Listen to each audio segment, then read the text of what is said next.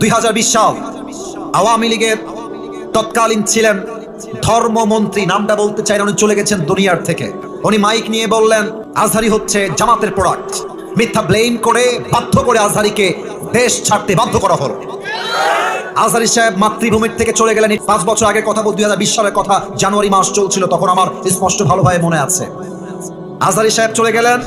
আল্লাহ বলছে বান্দা ওয়ালাল আখিরাতু খায়রুল লাকা মিনাল উলা, ये दिन ही दिन नहीं है, सामने और भी दिन बाकी है।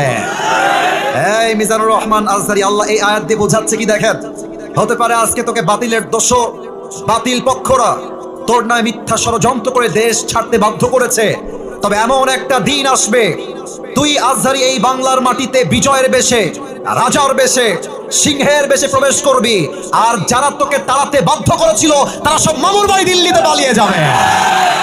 এই দিন দিন নয়, আগামীতে আরো দিন আছে না নাই?